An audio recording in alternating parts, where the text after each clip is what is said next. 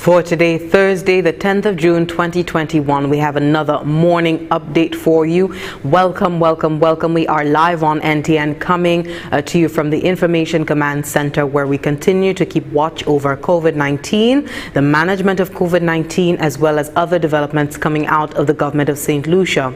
My name is Jessie Leonce. If you are joining us on air online, good morning to you. For residents here in St. Lucia, St. Lucians in the diaspora who are keeping tuned to what's happening in their island home, thank you so much for tuning in, making this your wake-up station, your morning station.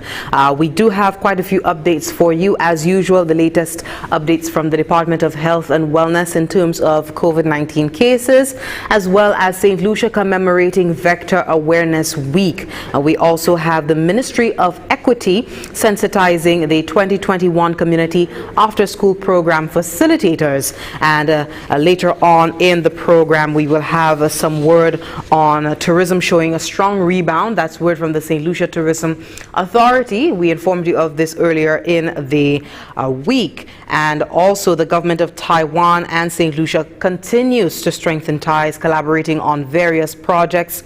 In this instance, we have them collaborating on not only improving the standard of living for St. Lucians, but assisting St. Lucia in achieving the United Nations Sustainable Development Goals. So we do have the Taiwanese ambassador speaking later on in our program, and also word from the Economic Development Minister in response. So stay tuned for those updates and more coming through on the morning update. We hope you've been keeping safe so far, and as I always like to emphasize, adhering to the protocols. Persons who may be finding themselves too close to the hour for curfew on evenings, try as much as possible to get home a little sooner so you remain on the right side of the law, and even down to the less heinous infractions, like perhaps not keeping a six foot distance or not wearing a mask when you're out in public. It's also equally important to do those things as we continue in our fight against COVID-19. We're seeing the numbers steadily increasing when it comes to the vaccinations, but not enough yet for us to take off our masks and breathe a sigh of relief. We're seeing slowly the reopening of the tourism sector, with the cruise sector resumption happening this to next month, and also more and more aspects of our society opening up, coinciding and consistent with our vaccination campaign. But until such time that we achieve a herd immunity, we need to adhere to the protocols. Stay with us. We have the updates from the government of St. Lucia coming up on the other end of this break. What does coronavirus have in common with love? Both are highly contagious. Spread love, not the virus. Like you, COVID-19 loves a lime. Beach, river, or fed. Coronavirus is like these people who track every lime just to invade. The best way to put off invaders? Cancel the lime. Spread love, not the virus. Keep you and your crew corona-free. Live to lime another day. Together let us win this war. St. Lucia be a soldier. Together we can beat this corona. Oh, boy. Oh, boy. Yeah, hey. Sons and all the daughters, the island of St. Lucia, the place that's full of culture, beautiful people, good character, big mountains, good for adventure, driving volcano, you feel you can enter, natural resources, place to remember, right banana cause I'm a jelly worker, no way in this world that I go, nobody can tell me what I know, could I England go near Tokyo, no place like Lucia, no. St. Lucia, my little Chacalisco, number one for me list now. Even when your own people them hit you, I will never forsake you. Sons and all the daughters, the island of St. Lucia, the place that's full of culture. Thank you so much for staying with us. This is the morning update live on NTN. We now get right into it. St. Lucia is recording 8 new cases of COVID-19, and that word is coming from the Department of Health and Wellness for Wednesday, the 9th of June, 2021. That was yesterday, and this was out of a batch of 332 samples that were taken on June 5th.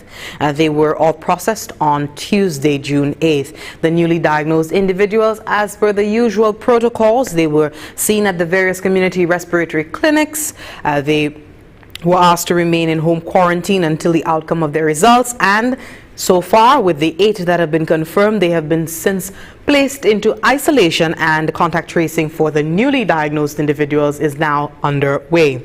The Ministry of Health has also received confirmation, the news of the recovery of 9 individuals, bringing the total number of active cases in country to 133. The overwhelming majority of the active cases are currently doing well. However, there is one patient who has had to be relocated to the intensive care unit. The new positives bring the total number of cases diagnosed in country to date to 5,156 since we started registering COVID-19 cases here on island since March of last year. Now, as of Tuesday this week, June 8th, a total of 29,023 individuals received their first dose of the COVID-19 vaccine, and 20,042 individuals received their second dose. The COVID-19 vaccination drive, as you should be aware by now, is catering to individuals 18 years and older for the first dose of the vaccine, as well as individuals who are due for their second dose of the vaccine. The Ministry of Health is encouraging everyone to get vaccinated to protect themselves, their family, and the wider society.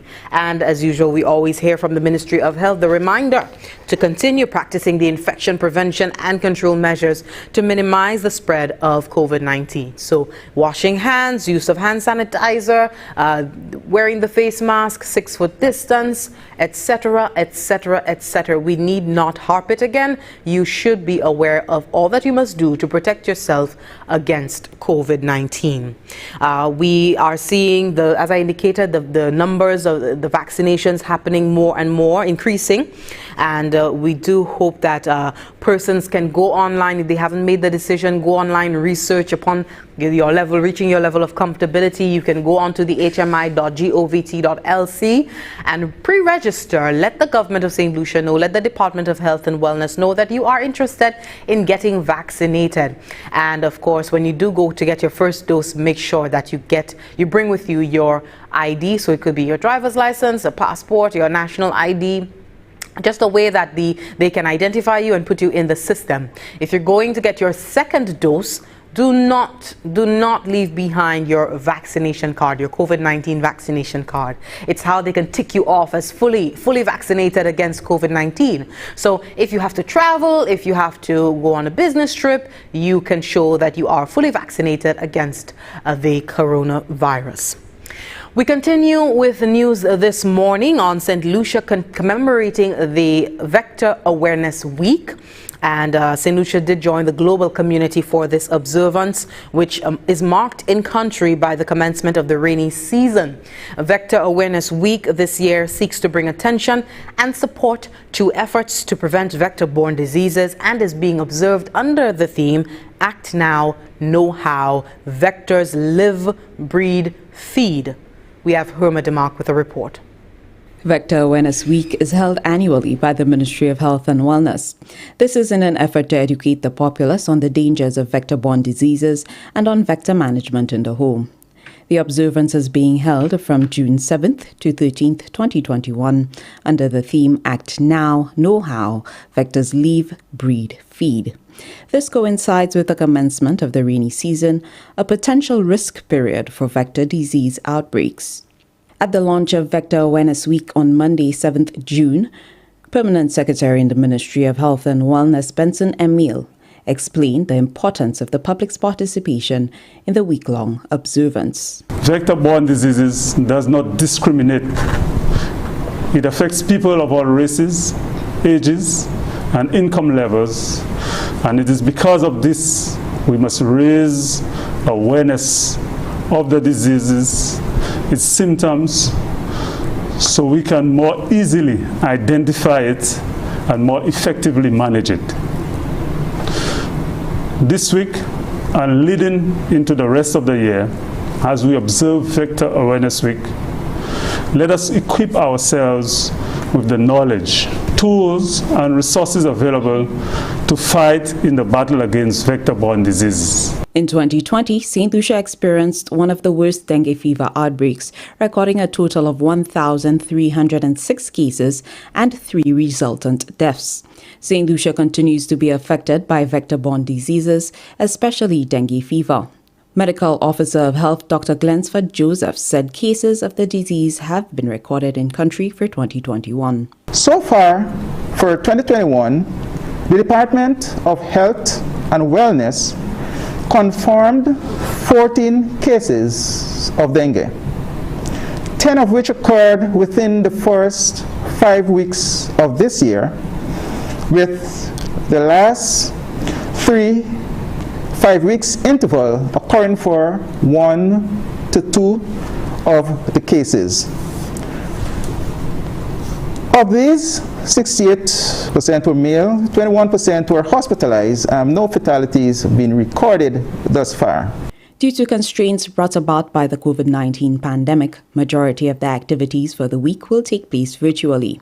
Cheryl Eugene Saint-Romain is the Assistant Chief Environmental Officer in the Ministry of Health and Wellness. The Department of Health and Wellness is not deterred and remains committed to the objective of reaching the masses, and our approach this year will be for the most part virtual, which takes in the airing of public service announcements, development of television productions, and dissemination of media cards, which will be the highlight of the week. Vector control officers on the ground will be intensifying surveillance activities and conducting fogging operations to control the Aedes aegypti mosquito, while our baiting program will continue concurrently. Other activities include the launch of the official Facebook page of the Environmental Health Division and a television production entitled The Vector Encounter: A Closer Look, which will focus on the importance of reducing vectors. Activities to commemorate Vector Awareness Week will continue throughout the year. From the Government Information Service, I'm Humadi Mark reporting.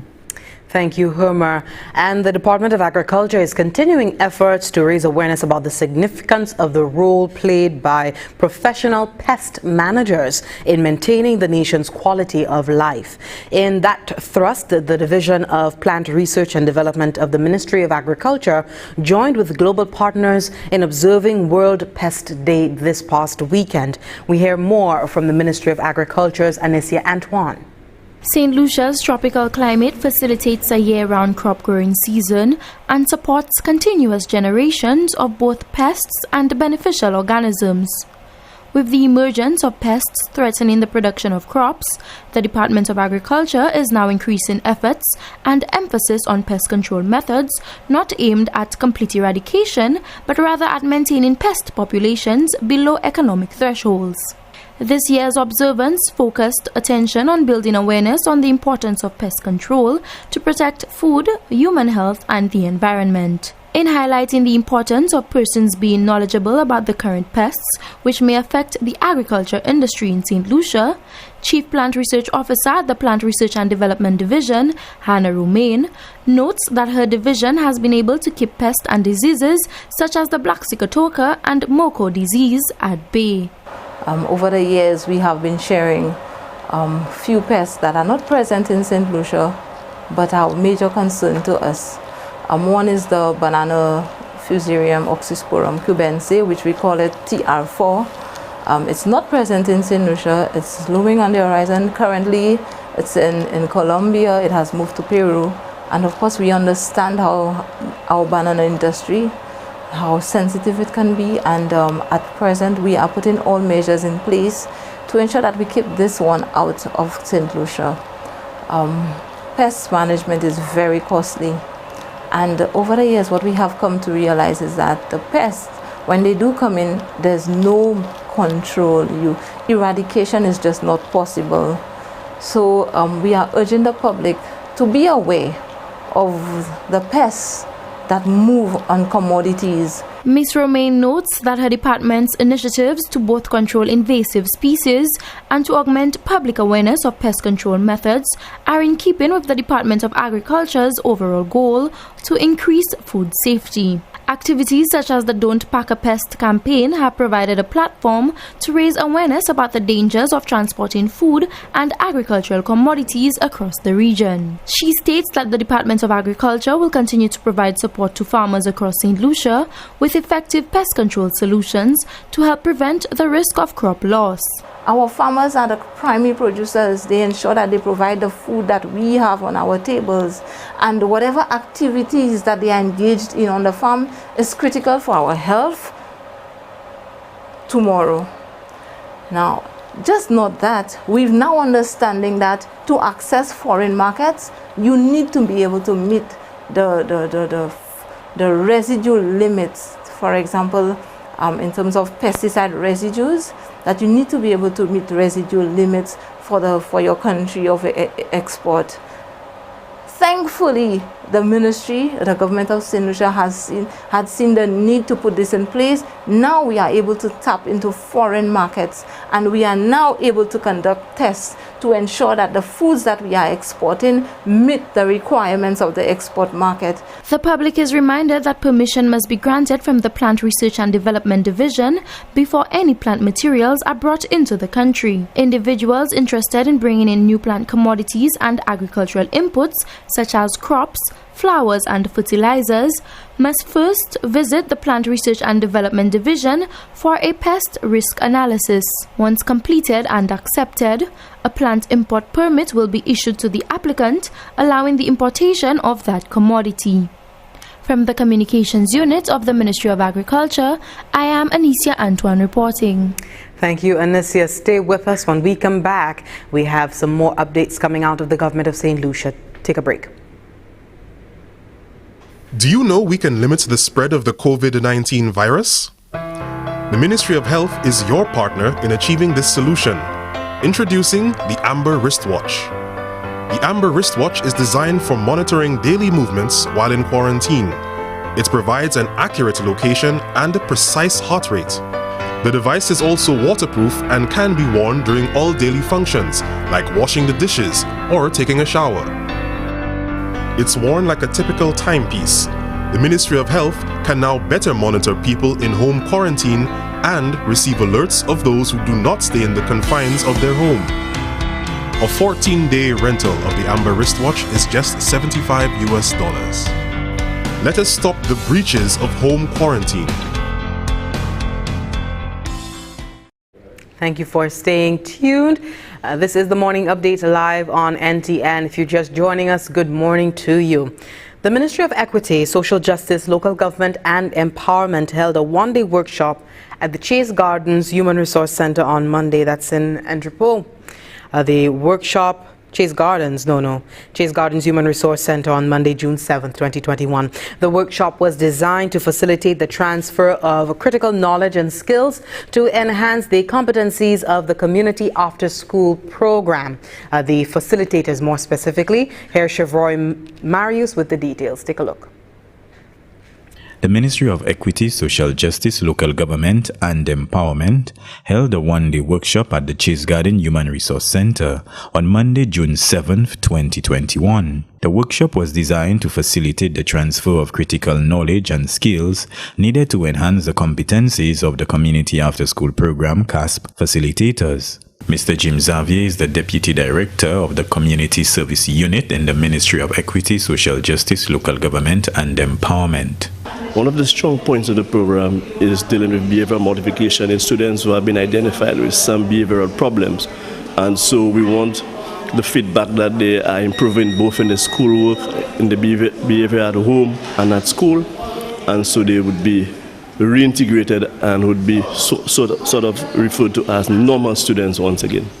Workshop facilitator and Community After School Program Coordinator Antonia Rene Marius stated that as a result of this workshop, CAS facilitators will be better placed to examine behavioral issues and plan interventions to deal with the challenges brought about by the impact of the COVID-19 pandemic. With children being at home all of those times, children being shutting away from their friends, their playmates and so forth. You know, the children have a lot of pent-up frustration and anger and so forth. So it's just a way to help the facilitators prepare so they can help the children deal with those issues if and when they come up at the program. One workshop participant who applauded the venture was Miss Celie Bernard, who stated how important it is to get trained when dealing with children who are in need of assistance. It is important to get trained to be in this program because we're dealing with kids that have problems, kids that have low self-esteem, those that need help in different areas that we are not trained to, and we don't want to go ahead in this thing and further damage or cause more harm than good. So it's really good to be trained and to know how to help them get better in whatever area that they're lacking. The Permanent Secretary in the Ministry of Equity, Social Justice, Local Government and Empowerment, Mrs. Velda Joseph, stated that persons involved in the delivery of the Community After School program must be aware of the Ministry's mandate. We believe that before we actually implement those programs within communities, that there needs to be an orientation of facilitators as well as coordinators, all of those persons who would be involved in the delivery of the services within the programs or within the centers. The reason for that is we believe that persons need to be on the same page with us. They need to understand the thinking of the ministry, the expectations of the ministry, the philosophy of the ministry as it relates to the delivery of community after school programs. They need to understand that there are standards that need to be upheld as we deliver these programs. She also stated that with the economic situation brought about by the advent of the COVID-19 pandemic, the ministry has now to limit the number of community after-school programs that can be implemented around the island. We have had 15 centers. This year, of course, we understand the situation, the economic situation as a result of the impact of COVID-19. And so we are limited in the number of centers that we can implement. This year, we have 3 centers. We have the Fuasho After School Program, the Marshall After School Program, and we will be introducing a program at the Carolee Chase Gardens HRDC. These programs are being supported through the YEP project, the Youth Empowerment Project, and that project is financed jointly by the Caribbean Development Bank and the government of St. Lucia. And so we want to thank both the bank and the government of St. Lucia for providing the necessary resources to support these programs. The Community After School program will run from June 8th to July 30th, 2021, following which the ministry will host a series of summer programs in August before recommencement of the Community After School program in September 2021. Reporting from the Ministry of Equity, Social Justice, Local Government and Empowerment, I am Chevroy Marius. Thank you, Chevroy. The governments of Taiwan and St. Lucia continue to strengthen ties, collaborating on various projects aimed at not just improving the standard of living for St. Lucians, but also assisting the island in achieving the United Nations Sustainable Development Goals. Now, the Taiwanese government, in its latest show of support, made a donation to the Constituency Development Program, CDP, and Taiwan Ambassador to St. Lucia, His Excellency Peter Chen, during the check handing over ceremony, reiterated Taiwan's continued support to the nation. CDP projects are not only backbones for economic recovery and growth, but also one of the key measures to accelerate actions toward the adaptation to climate change impacts, and an important strategy to identify the needs and incorporate local communities, business, civil society, and people in the joint efforts. At this inflection point, Taiwan will continue to stand by St. Lucia to achieve the UN Sustainable Development Goals and build resilience to climate change. The handover ceremony today is a solid emblem of such commitment. Minister for Economic Development, Honorable Guy Joseph, and not just economic development, but also housing, urban renewal, transport, and civil aviation. Honorable Joseph did highlight the value of the friendship between the two countries. The constituency projects over the years have improved the lives of St. Lucians on many fronts, and now even bigger projects in key sectors, such as the tourism and sports sectors, are about to be embarked upon.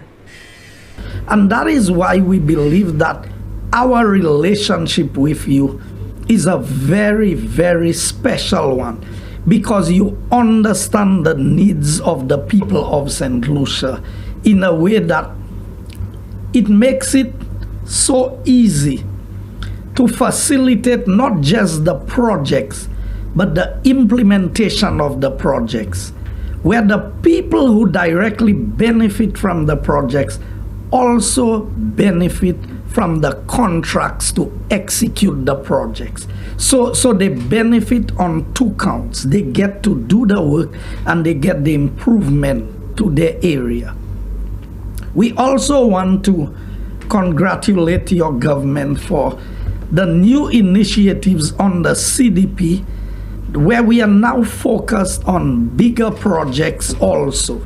So now that we are meeting the needs of all of the smaller projects, the sporting facilities that we are seeing the major improvement that will help St. Lucia in developing world-class athletes and sportsmen and women. Now, Permanent Secretary in the ministry that Honorable Guy Joseph looks after, that's Claudius Emmanuel. He did express some gratitude to the government of Taiwan, indicating that the CDP has made a significant impact on the socio-economic development of St. Lucia.